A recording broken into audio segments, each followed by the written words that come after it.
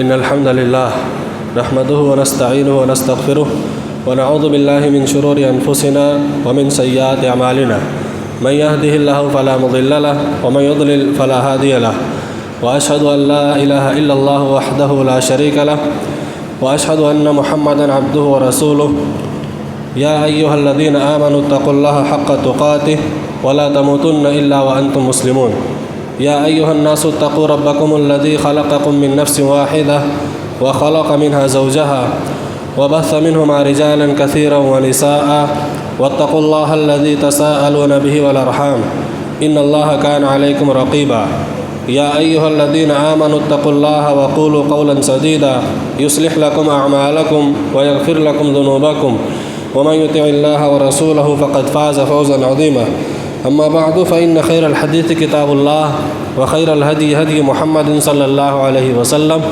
وشر الأمور محدثاتها وكل محدثة بدعة وكل بدعة ضلالة وكل ضلالة في النار أعوذ بالله من الشيطان الرجيم بسم الله الرحمن الرحيم فأقم وجهك للدين حنيفا فطرة الله التي فطر الناس عليها لا تبديل لخلق الله ذلك الدين القيم ولیکن اکثر الناس لا يعلمون۔ حمد و صلات کے بعد اللہ تبارک و تعالیٰ نے انسان کی جبلت اور اس کی فطرت میں یہ چیز رکھی ہے کہ وہ اچھائی کو پسند کرتا ہے اور برائی کو ناپسند کرتا ہے، اور بعض دنیا میں انسان ایسے ہوئے ہیں جن کو اسلام کا زمانہ تو نہیں ملا لیکن رسول اللہ صلی اللہ علیہ وسلم اور حضرت عیسیٰ علیہ السلام کے درمیان کا موقع ملا۔ ان میں سے بعض احباب ایسے گزرے ہیں جنہوں نے کسی نبی کے زمانے کو نہ پانے کے بعد بھی شرک نہیں کیا، اور وہ شاید اسی وجہ سے کہ ان کی ایک جو جبلت ہوتی ہے، انسان کے اندر جو فطرت ہوتی ہے کہ وہ گندگی کو، کفر کو اور شرک کو ناپسند کرتا ہے۔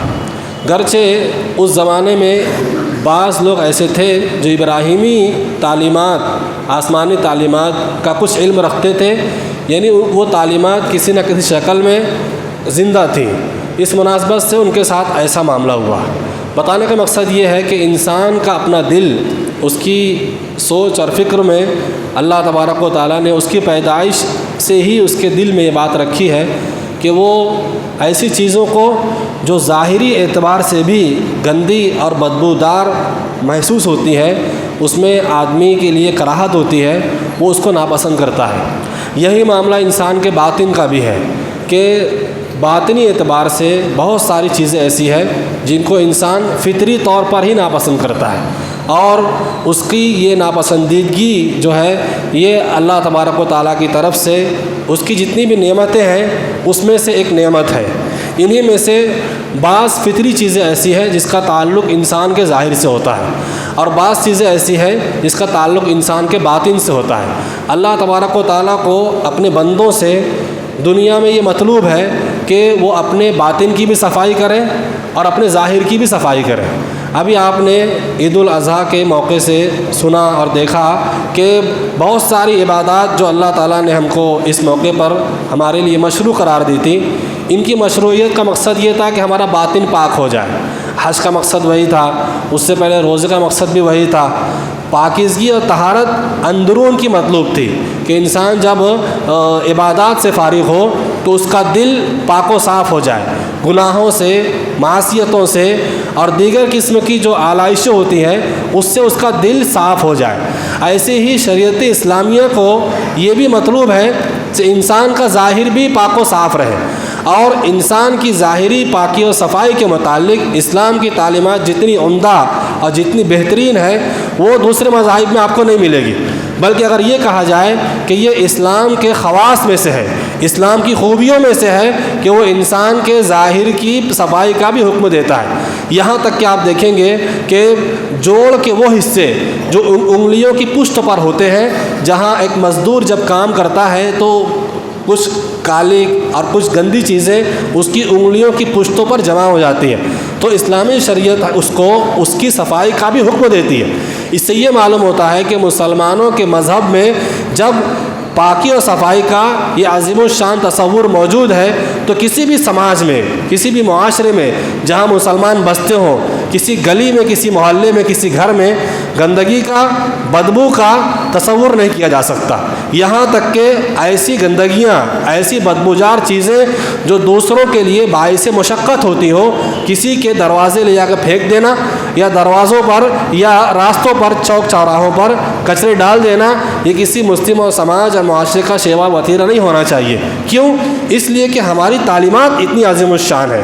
انہیں عظیم الشان تعلیمات میں سے کچھ چیزیں ایسی ہیں، بعض حدیث میں 5 اور بعض میں 10 بتائی گئی، جس کو سنن الفطرہ کہا جاتا ہے، فطری سنتیں، جس کو انسان پہلے ہی سے پسند کرتا ہے، اس کے دین کی بنیادوں میں وہ چیزیں شامل ہیں۔ ابھی ہم نے ابراہیم علیہ السلام کے سلسلے میں بہت ساری چیزیں پڑھی کہ اللہ تعالیٰ نے ان کو بہت ساری باتوں میں آزمایا۔ ان کی آزمائش جن باتوں میں بھی ایک روایت میں تذکرہ ملتا ہے کہ ان کی آزمائش مزید 10 باتوں میں بھی ہوئی، جن میں سے جو چیزیں آپ کے سامنے بیان کی جائے گی، جیسے مونچھوں کا تراشنا، داڑھی کا بڑھانا اور جوڑ کے حصوں کی صفائی کرنا وغیرہ، یہ چیزیں ابراہیم علیہ السلام کی ملت میں بھی تھی۔ اور ابن عباس رضی اللہ عنہما یا بعض دوسری روایات میں یہ بات ملتی ہے کہ ان پر یہ چیزیں فرض تھی، اور ان میں سے بعض چیزیں امت مسلمہ پر فرض ہے اور بعض سنت یا مستحب ہے۔ ہم اس کا اختصار کے ساتھ میں کچھ ذکر کریں گے۔ یہ بات اصل میں درس میں آئی تھی، لیکن مناسب سمجھا گیا کہ خطبہ جمعہ میں کچھ لوگ شریک ہوتے ہیں تو سب لوگ اس سے استفادہ کریں۔ گرچہ باتیں کوئی نئی نہیں ہے، لیکن جب بات نکلتی ہے تو اس سے جڑی ہوئی بعض باتیں مطالعے میں یا انسان کے ذہن میں ایسی اجاگر ہوتی ہے جس سے ایسا محسوس ہوتا ہے کہ یہ لوگوں کے سامنے آنا چاہیے۔ بذات خود میں نے مطالعے کے دوران اس بات کو محسوس کیا۔ ان میں سے جو روایت اس کی شرح کرنی ہے، حضرت عائشہ سے یہ روایت ہے، صحیح مسلم میں روایت ہے کہ حضرت عائشہ بیان کرتی ہیں رسول اللہ صلی اللہ علیہ وسلم نے فرمایا 10 من الفطرہ، 10 چیزیں فطرت میں سے ہیں۔ وہی فطرت جس پر انسان کی تخلیق ہوئی، دین فطرت مراد ہے۔ تو قص الشارب بھی پہلی چیز بیان کی گئی کہ مونچھوں کا تراشنا، واعفاء اللحیۃ، اور دوسری چیز ہے داڑھی کا بڑھانا۔ یہ 2 چیزیں ایسی ہیں اگر اس کے احکامات اور فوائد کا ذکر کیا جائے تو اسپیشل الگ سے کوئی درس چاہیے اس کے لیے کہ اس میں باریک باریک باتوں کو، علماء کے کلام کو نقل کیا جائے، تحقیقات کو بیان کیا جائے، لیکن بہت اختصار کے ساتھ جو موٹی موٹی باتیں وہ آپ کے سامنے رکھنے کی کوشش کروں گا۔ قص الشارب بھی کہا، مونچھوں کا تراشنا۔ یہود، نصارہ، مجوس اور مشرکین کے یہاں یہ طریقہ تھا کہ وہ لوگ مونچھوں کو بڑھاتے تھے اور داڑھی کو کترتے تھے یا داڑھی کو مونڈ لیا کرتے تھے۔ ان کی مخالفت کرتے ہوئے اللہ تعالیٰ نے، اللہ کے رسول صلی اللہ علیہ وسلم نے ہمیں حکم دیا کہ ہم مونچھوں کو تراشیں اور داڑھی کو بڑھائیں۔ مونچھوں کو تراشنے میں علماء نے 3 باتیں ذکر کی ہے۔ ایک تو یہ کہ آپ مونچھوں کو بالکل جڑ سے استورا کے ساتھ مونڈ دیں، اور ایک یہ کہ مونچھوں کو تراشنے میں آپ مبالغہ کریں۔ تراشنے میں مبالغہ کرنا، اس کے بھی الفاظ حدیث میں آئے ہیں۔ اور ایک یہ کہ مونچھ کے وہ بال جو آپ کے ہونٹوں کی کور سے آپ کے ہونٹوں پر آنے لگے، آپ ان کو کاٹ کر کے پھینک دیں اور بقیہ مونچھ رکھ لیں۔ یہ 3 چیزیں علماء نے بیان کی ہے۔ ان میں سے پہلی چیز، مونچھوں کو جڑ سے استورا کے ساتھ مونڈ دینا، اس کو علماء نے خلاف سنت قرار دیا ہے کہ ہمیں اس کا تذکرہ نہیں ملتا۔ لیکن عبداللہ ابن عمر رضی اللہ عنہما کی روایت میں ملتا ہے کہ وہ اپنے مونچھ کے بالوں کو اس طرح کاٹا کرتے تھے جس سے ان کے ہونٹ کے اوپر کے جو مونچھ کے بال کی چمڑیاں ہوتی ہے وہ چمڑیاں نظر آنے لگتی تھی۔ لیکن علماء نے اس کی بھی توجیہ بیان کی ہے کہ اصل مقصود یہ ہے کہ آدمی مونچھوں کو باریک کرے، اس کو تراشے، اور دلائل کی روح سے یہی بات زیادہ اقرب الی السنہ معلوم ہوتی ہے، سنت کے قریب معلوم ہوتی ہے، صحیح موقف معلوم ہوتا ہے، جسے علماء نے ذکر کیا ہے کہ آدمی مونچھوں پر اس طرح کا استعمال نہ کرے، بلکہ اس کو قینچی سے یا کسی آلے سے جو ہمارے مشینیں وغیرہ استعمال ہوتی ہے اس کو قطر کر کے باریک کرے۔ باریکی میں مبالغہ کرے گا تب بھی درست ہے، اور اگر اتنے بال رکھتا ہے جو ہونٹوں کے اوپر نہ آ جائیں تو یہ بھی درست ہے۔ لیکن مونچھوں کو بالکل کھلا چھوڑ دینا اور مونچھوں کو بڑھانا اور اس میں مختلف قسم کے اسٹائل بنانا یہ چیز ناپسندیدہ ہے، بلکہ یہود اور نصارہ، مجوس اور مشرکین کی اس میں مشابہت پائی جاتی ہے۔ یہ ایک حکم ہو گیا، یہ فطرت میں سے کہا گیا کہ انسان کی فطرت میں ہے، یعنی انسان اس کو پسند کرتا ہے کہ مونچھوں کو تراشا جائے۔ دوسری بات ہے داڑھی کو بڑھانا۔ داڑھی کو بڑھانے کے سلسلے میں حدیث میں جتنے بھی الفاظ آئے ہیں ان تمام الفاظ سے یہ بات تحقیقی طور پر ثابت ہوتی ہے کہ داڑھی حقیقت میں وہ ہے جس پر کینچی نہ چلی ہو۔ داڑھی حقیقت میں وہی ہے جس پر کینچی نہ چلی ہو۔ اس کا درجہ سنت کا نہیں ہے۔ ہمارے یہاں عام طور پہ داڑھی کے سلسلے میں بہت ساری غلط فہمی پائی جاتی ہے۔ کچھ لوگ ایسے ہوتے ہیں جو ایک مشت یعنی ایک مٹھی بھر بال سے زائد بال کاٹنے کے قائل ہیں۔ کچھ ایسے ہیں جو داڑھیوں کو مختلف قسم کے اسٹائل بنا کر کے کتر لیتے ہیں۔ یہ ساری چیزیں فسق ہے، خلاف سنت نہیں ہے، فسق ہے، گناہ کا کام ہے یہ سب چیزیں۔ اس سے انسان کو بچنے کی کوشش کرنا چاہیے۔ بعض لوگ یہ کہتے ہیں کہ عبداللہ ابن عمر رضی اللہ عنہما جو ان حدیثوں کا راوی ہے جس میں کہا گیا ہے کہ مونچھوں کو تراشو اور داڑھی کو بڑھاؤ، اور یہود کی بعض روایت مشرکین کی اور بعض مجوس کی ان کی مخالفت کرو، یہ روایتیں ابن عباس سے اور عبداللہ ابن عمر رضی اللہ عنہما، حضرت ابو ہریرہ، ان لوگوں سے مروی ہے۔ اور ان میں سے عبداللہ ابن عمر کے بارے میں صحیح روایت ملتی ہے کہ حج کے موقع پر اپنی داڑھی کو وہ ایک مشت سے زائد جو ہوتی تھی، ایک مٹھی سے زائد، اس کو وہ کاٹ لیا کرتے تھے۔ لیکن اس سلسلے میں آپ علامہ البانی کا اور ڈاکٹر فضل الرحمان ہے، ہمارے ہندوستان کے بڑے عالم گزرے ہیں عبد الرحمن مبارک پوری رحمہم اللہ، ان کے کلام کو آپ پڑھیں تو تحقیقی طور پر انہوں نے جو بات ذکر کی ہے وہ یہ ہے کہ عبداللہ ابن عمر کی جو روایت ہے وہ ان کا اپنا ذاتی عمل ہے، اور انہوں نے جو اللہ کے رسول کا عمل نقل کیا ہے کہ داڑھی کو بڑھاؤ، اس کو اس کی حالت پہ چھوڑ دو، تو اس میں مراد یہ ہے کہ آدمی اس میں چھیڑ چھاڑ نہ کرے، اس میں بالکل بھی کوئی قطر بیونت کا کام نہ کرے، اس میں کاٹ چھاٹ نہ کرے، داڑھی کو اس کے اصل حال پر چھوڑ دینا یہی زیادہ بہتر معلوم ہوتا ہے، اور یہی موقف سب سے زیادہ مضبوط ہے۔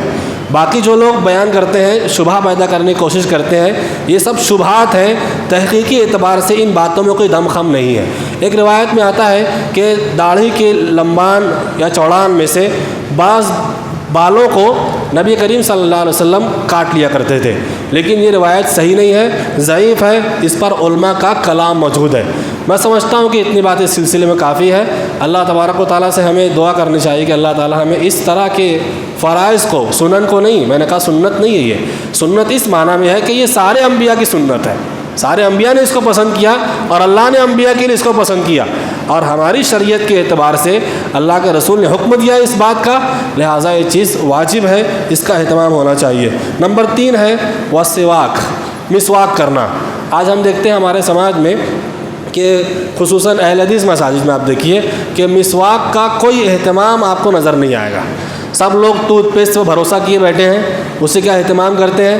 فجر کی صبح میں اٹھے، فجر چھوڑی، فجر ہمارے کون پڑھتا ہے؟ مخصوص 8-10 لوگ ہیں سماج میں پڑھنے والے لوگ، تو ہم کیا بات کریں گے اس پر؟ تو صبح اٹھتے ہیں، ٹوتھ پیسٹ کر لیا، اب دن بھر منہ سے بدبو آئے، ویسی نماز پڑھیں گے، ویسی دوسروں کی مجلسوں میں جائیں گے، قرآن پڑھنے کی توفیق مل رہی ہے تو بنا مسواک کیے ویسی قرآن پڑھنے لگے، یعنی اس کا کوئی اہتمام نہیں ہے۔ آپ کو اندازہ لگانا ہوگا اس بات سے کہ نبی کریم صلی اللہ علیہ وسلم سے مسواک کے سلسلے میں 100 احادیث مری ہیں۔ کتنی؟ 100 احادیث۔ اگر ہم 100 احادیث کا درس دیں گے تو کم سے کم 100 دن تو چاہیے، اگر 100 نشست آپ منعقد کریں گے تو، لیکن کوئی اہتمام نہیں ہے ہمارے۔ اللہ کے نبی کی سب سے جامع حدیث جو اس سلسلے میں ہے کہ مسواک تمہارے منہ کی صفائی کا اور تمہارے رب کی رضامندی کا ذریعہ ہے۔ علامہ البانی رحمہ اللہ نے سلسلۃ الاحادیث الصحیحہ کے اندر کئی روایتیں نقل کی ہے، اس میں سے ایک روایت نقل کی ہے کہ اللہ کے نبی صلی اللہ علیہ وسلم کہتے ہیں کہ مجھے مسواک کا برابر حکم دیا جاتا رہا، اس کی اتنی تاکید کی جاتی رہی کہ مجھے اپنے دانتوں کے بارے میں ڈر لگنے لگا، یعنی دانتوں میں نقصان کا اللہ کے نبی صلی اللہ علیہ وسلم کا اندیشہ ہونے لگا۔ جب نبی کریم صلی اللہ علیہ وسلم کی وفات کا وقت آیا، آپ مرض الموت میں جب پہنچے تو حضرت عائشہ کے حضرت عبد الرحمن، حضرت عائشہ کے بھائی اور حضرت ابوبکر صدیق رضی اللہ عنہ کے بیٹے تھے، وہ تشریف لائے اللہ کے نبی کے حجرے میں، تو ان کے ہاتھ میں مسواک تھی، نبی کریم صلی اللہ علیہ وسلم نے ان کی طرف دیکھا، حضرت عائشہ کو لگا کہ اللہ کے رسول صلی اللہ علیہ وسلم مسواک کرنا چاہتے ہیں، چنانچہ آپ نے مسواک لی اور اللہ کے رسول صلی اللہ علیہ وسلم کے ہاتھ میں دی، جسے آپ نے اپنے منہ میں رکھ لیا اور آپ نے مسواک کی۔ اس سے یہ معلوم ہوتا ہے کہ نبی کریم صلی اللہ علیہ وسلم اور خود ایک آدمی کو جو مرض الموت پہنچ چکا ہے، مسواک کرنا اس کے لیے مستحب ہے۔ اللہ کے نبی دنیا سے رخصت ہو رہے ہیں، اس حال میں رخصت ہو رہے ہیں کہ آپ چاہ رہے ہیں کہ آپ کا منہ بالکل پاک و صاف ہو، اور آپ مسواک کر ہی رہے تھے کہ آپ کا ہاتھ ڈھیلا ہو گیا اور اللہ کے نبی صلی اللہ علیہ وسلم نے اپنے ہاتھوں کو اللہ کی جانب میں اٹھایا، ڈھلک گئے ہاتھ اور آپ اس دنیا سے رخصت ہو گئے۔ آپ کی وفات ہو رہی ہے تو آپ وفات کے وقت مسواک کر رہے ہیں۔ یہ اس بات کی اہمیت کو بتانے کے لیے میں سمجھتا ہوں کافی ہے۔ اس سے کیا کیا فوائد علماء نے ذکر کیے ہیں؟ 70 سے زائد فوائد بیان کی علماء نے، اطباء نے یہ بیان کیے۔ اس کا ایک فائدہ یہ بیان کیا کہ جب آدمی مرتا ہے تو اچھی موت انسان کی ہو، اس کے اسباب میں سے ایک سبب ہے مسواک کرنا، اور استشہاد کس سے کیا ہے؟ غالباً اللہ کے رسول کی اسی حدیث سے۔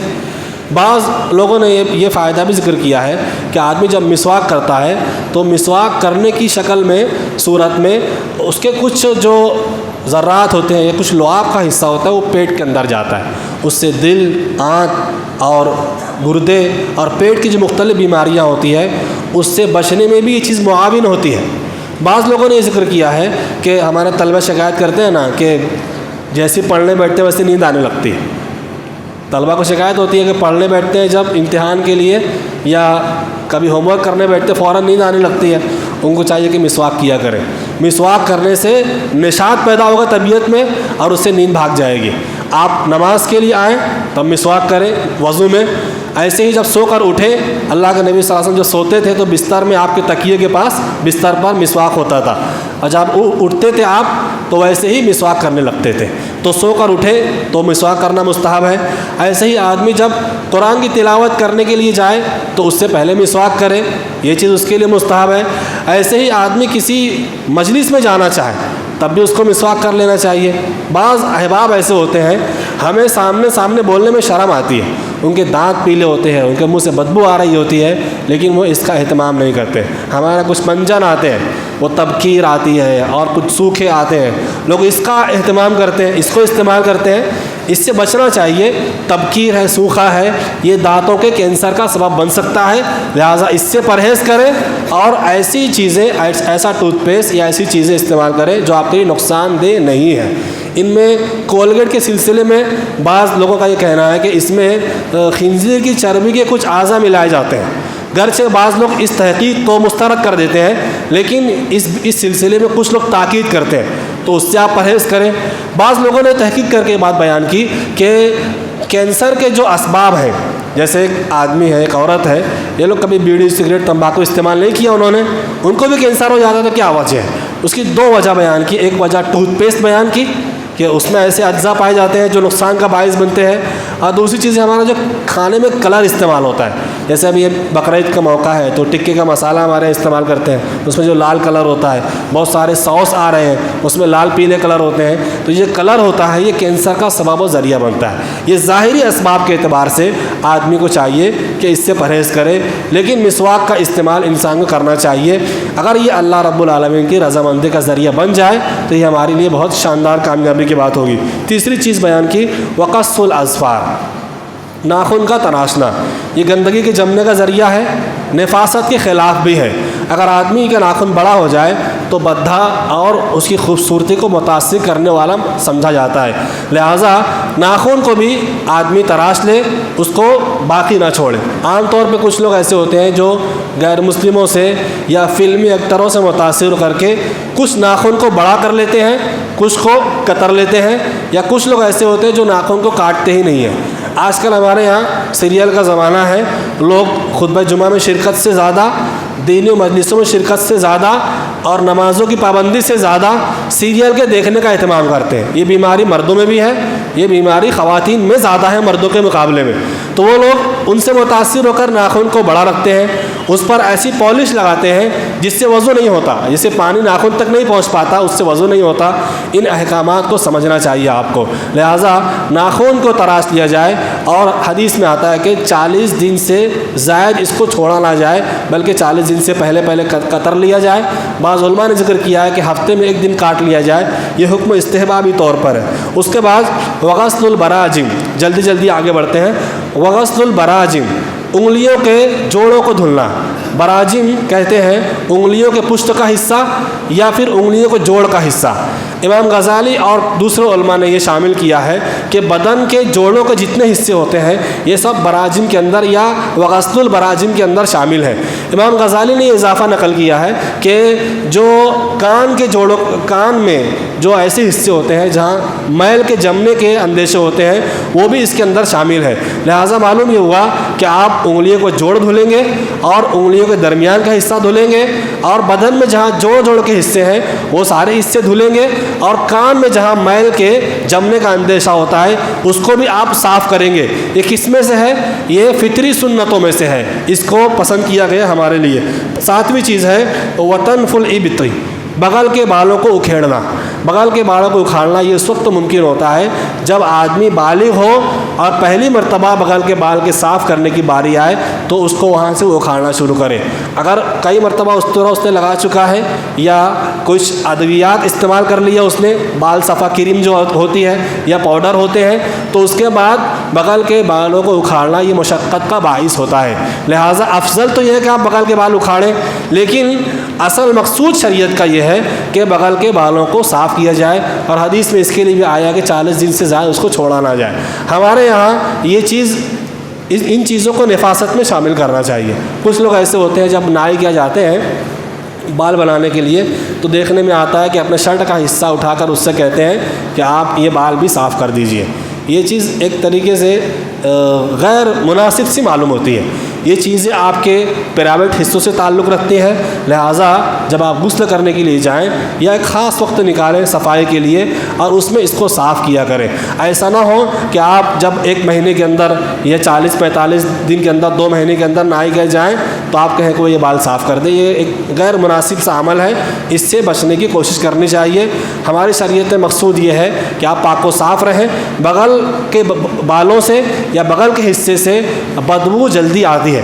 اگر آپ نے صبح میں غسل کیا ہے تو آپ مغرب کے آس پاس ذرا اندازہ لگے چیک کریں تو ان حصوں میں بدبو آنا شروع ہو جاتی ہے، لہٰذا ان حصوں کی صفائی خاص طور پر کرنا ضروری ہے، خصوصاً اس آدمی کے لیے جو نمازوں کا اہتمام کرتا ہے اور پہلی صف میں یا مصلی سے یا امام سے قریب رہتا ہے، تو ایسے لوگوں کے لیے یہ چیز مزید توجہ کا باعث ہوتی ہے کہ آپ کی وجہ سے فرشتوں کو یا آس پاس کے لوگوں کو تکلیف نہ پہنچے۔ اس کے بعد کہا وطنف الابط وحلق العانۃ، زیر ناف بالوں کو صاف کرنا۔ 40 دن سے پہلے اس کو بھی صاف کر لینا چاہیے۔ آپ استورا سے صاف کریں یا ادویات سے صاف کریں، اس میں کوئی حرج کی بات نہیں ہے، اصل چیز ہے اس کو مونڈنا، اس کو جڑ سے نکال پھینکنا۔ نمبر 9 وانتقاص الماء، پانی سے استنجا کرنا۔ ہڈیوں سے گوبر سے استنجا کرنے سے منع کیا گیا ہے۔ آدمی کے پاس پانی موجود ہے تو پانی سے استنجا کرے۔ کبھی ایسا ہوتا ہے کہ آدمی سفر میں ہوتا ہے اور سفر میں پانی موجود نہیں ہوتا، ایسی صورت میں پیشاب کرتا ہے تو مٹی کے 3 ڈھیلوں کو استعمال کر لے، اور اگر ساتھ میں پاخانے کی بھی ضرورت آتی ہے تو انسان صفائی کے لیے 3 پتھروں کا استعمال کرنا چاہیے۔ آج کے موجودہ وقت میں ٹیشو پیپر بھی بالکل عام سا ہو گیا ہے، اگر پانی نہ ملے تو آپ پانی کے بدل کے طور پر، علماء کہتے ہیں بطور خاص شیخ صالح عثیمین نے بلوغ المرام کی شرح میں یہ بات ذکر کی ہے کہ ٹیشو پیپر سے بھی صفائی کر لی جائے تو یہ اس کے لیے کفایت کر جائے گا، اس لیے کہ مقصد اس سے وہی حاصل ہوتا ہے۔ تو یہ معلوم ہوا کہ پانی سے استنجا کرنا یہ ضروری ہے، ہمارے لیے فطری سنتوں میں سے ہے۔ یہاں ایک خاص بات آپ نوٹ کریں کہ دوسرے مذاہب میں آپ کو استنجا کے بعد، پیشاب کرنے کے بعد پانی استعمال کرنے کا تصور نہیں ملے گا، لیکن یہی تصور آج سماج میں مسلم معاشرے میں عام ہوتا جا رہا ہے۔ بچے گلی کوچوں میں گھومتے رہتے ہیں، جب پیشاب کی ضرورت پڑتی ہے تو کسی نالے کنارے بیٹھ گئے، پیشاب کیا، پینٹ چڑھائی نکل گئے، ان کو ان کے گھر سے، ان کے مکتب سے، مدرسے سے ان کو یہ تعلیم نہیں مل رہی ہے کہ وہ اس طرح کی نفاست کا اہتمام کریں۔ ماں باپ کی ذمہ داری بنتی ہے کہ بچے جب چھوٹے رہیں اور وہ شعور کی طرف آنے لگیں، اور جب آپ ان کو باتھ روم لے کر جائیں اور پانی سے دھلائیں تو ان کو بار بار اس بات کی تاکید کریں کہ ہمارے دین میں، ہماری شریعت کا یہ حصہ ہے کہ جب ہم پیشاب کریں تو اس میں پانی کا استعمال ضرور کریں۔ بچوں کو بچپن سے عادت دلائیں، عادت ڈالیں کہ بچے بیٹھ کر پیشاب کریں۔ والدین خود ایسا کرتے ہیں کہ کہیں گھومنے پھرنے کے لیے گئے، بچوں کو پیشاب لگی تو جا ادھر کنارے کر کے آ جا، وہ جاتا ہے، بچہ کھڑے رہ کے پیشاب کرتا، چھینٹا آیا کپڑے پر، پانی کا استعمال کیا، نہیں کیا، کوئی پرواہ نہیں ہے۔ یہ لاپرواہی یا بے پرواہی یہ انسان کو اپنے دین سے دوری کی طرف لے کر جاتی ہے۔ 10ویں چیز راوی کا بیان ہے کہ میں بھول گیا کہ 10ویں چیز کیا بیان کی گئی۔ وہ کہتے ہیں غالباً ان کا گمان ہے کہ کلی کرنا، اس میں بیچ میں شاید ایک چیز چھوٹ گئی ہے، وہ ہے ناک میں پانی چڑھانا۔ یہ ہماری فطرت میں سے ہے۔ یہ کب آپ ناک میں پانی چڑھائیں گے؟ جب آپ صبح اٹھیں گے اور وضو کریں گے تو ناک میں پانی چڑھائیں گے اور تیزی کے ساتھ 3 مرتبہ ناک کو جھاڑیں گے۔ حدیث میں آتا ہے یہ ایسا اس لیے ضروری ہے کہ شیطان انسان کی ناک کے پانسوں کے درمیان، پانسوں پر بیٹھ کر رات گزارتا ہے۔ تو صبح کے وقت یہ عمل ضروری ہے۔ ہر نماز سے وقت آپ ناک میں پانی چڑھانے میں مبالغہ کریں گے، الا یہ کہ آپ روزے کی حالت سے رہیں۔ اگر آپ روزے میں ہیں اور ناک میں پانی چڑھائیں گے تیزی کے ساتھ میں تو گلے میں اترنے کا اندیشہ ہے، لہٰذا روزے کی حالت میں اوپر آپ ناک میں پانی ڈالیں لیکن ناک کو صاف کریں گے۔ یہ ہماری فطرت میں سے ہے۔ اس کا مطلب یہ ہے کہ نماز کے لیے علاوہ بھی ناک میں پانی چڑھانا اور ناک کو بالکل پاک و صاف رکھنا یہ ہمارے دین اسلام میں ایک مطلوب چیز ہے۔ 10ویں چیز جو زیادہ صحیح معلوم ہوتی ہے، بعض روایات میں مروی ہے، وہ ہے ختنہ کرنا۔ بچے جب بچپنے کی حالت میں ہوں تو ان کا ختنہ کرنا چاہیے۔ ہمارے یہاں 7 دن پر ختنہ کرنے کا معمول ہے، تو اس سلسلے میں اگر 7ویں دن کر لیا جائے تو یہ اچھی بات ہے، لیکن بچوں کے بالغ ہونے سے پہلے ختنہ کرنا چاہیے۔ اگر کوئی اسلام لاتا ہے تو کتنا بھی بڑا ہو گیا ہو وہ اس حالت میں ختنہ کرے گا، یہ اس پر واجب ہے۔ ابراہیم علیہ السلام کا ختنہ 80 سال میں ہوا۔ نبی کریم صلی اللہ علیہ وسلم کا ختنہ آپ کے دادا نے 7ویں دن کیا، لہٰذا ان چیزوں کو سامنے رکھتے ہوئے اس کا بھی اہتمام ہونا چاہیے۔ ان چیزوں کے کچھ فوائد ہیں، بلکہ کثیر فوائد ہیں۔ اس میں سب سے پہلی یہ کہ آدمی جب سنن الفطرہ، فطری سنتوں کا اہتمام کرتا ہے تو اس کو بہت ساری خیر و برکت ملتی ہے، لہٰذا ان کو حاصل کرنے کے لیے اس کا اہتمام ہونا چاہیے۔ ایک بات اس میں یہ ہے کہ اس کے بہت سارے دینی فائدے بھی ہیں اور دنیاوی فائدے بھی ہیں۔ دنیاوی فائدوں میں یہ ہے کہ ظاہری شکل و صورت اور خوبصورتی میں اس میں اضافہ ہوتا ہے۔ نمبر 2 یہ کہ بدن کو صاف ستھرا رکھنا یہ مطلوب اور مقصود ہے۔ نمبر 3 یہ کہ طہارت کے سلسلے میں آدمی محتاط رہتا ہے، پاک و صاف رہنے کے سلسلے میں۔ نمبر 4 یہ کہ کفار کی مخالفت اور اللہ تبارک و تعالیٰ کے حکم کی اس میں تعمیل ہوتی ہے۔ کفار کی مخالفت ایک الگ چیز ہے اور کفار کی مشابہت ایک الگ چیز ہے۔ یہ دونوں باتیں ان احکامات میں جمع ہیں۔ بعض چیزیں کرنے میں کفار کی مشابہت ہے، بعض چیزیں نہ کرنے میں کفار کی مخالفت ہے۔ انسان کو اس پر غور کرنا چاہیے۔ اور آخری فائدہ یہ ہے کہ انسان کو ان کاموں میں غفلت سے پرہیز کرنا چاہیے۔ بغل کے بال، زیر ناف بال اور ناخن کے بال، ان کے لیے یہ حکم ہے، اللہ کے نبی نے فرمایا ہے کہ 40 دن سے زیادہ ان کو چھوڑا نہ جائے، یعنی 40 دن کے اندر ان کو صاف کر لینا، بال کے ناخن کاٹ لینا، یہ انسان کے لیے واجب ہے۔ ان باتوں کا اہتمام کرنا چاہیے اور ان کو ہلکا پھلکا چھوٹا نہیں سمجھنا چاہیے۔ اللہ کے نبی صلی اللہ علیہ وسلم کے پاس میں جبریل امین آئے اور وضو کا طریقہ انسانی شکل میں سکھایا۔ ان کو سکھانے کے سلسلے میں بتا رہا ہوں، وضو کا طریقہ اور نماز کا طریقہ انسانی شکل میں سکھایا جبریل امین نے۔ لہٰذا جو چھوٹے چھوٹے احکامات بھی ہوتے ہیں ان کو سیکھ کر شریعت کے موافق اور اس کے مطابق عمل کرنا چاہیے۔ اللہ رب العزت سے دعا ہے کہ وہ ہمیں ان احکامات کو سمجھنے کی توفیق عطا فرمائے اور ان پر عمل کی توفیق عطا فرمائے، اور ان سے جو خیر و برکت ہمیں ملتی ہے اللہ تعالی ہمیں وہ خیر و برکت سے بہراور فرمائے۔ آمین۔ وصلی اللہ علی نبینا محمد وعلی آلہ وصحبہ اجمعین، وآخر دعوانا الحمدللہ رب العالمین۔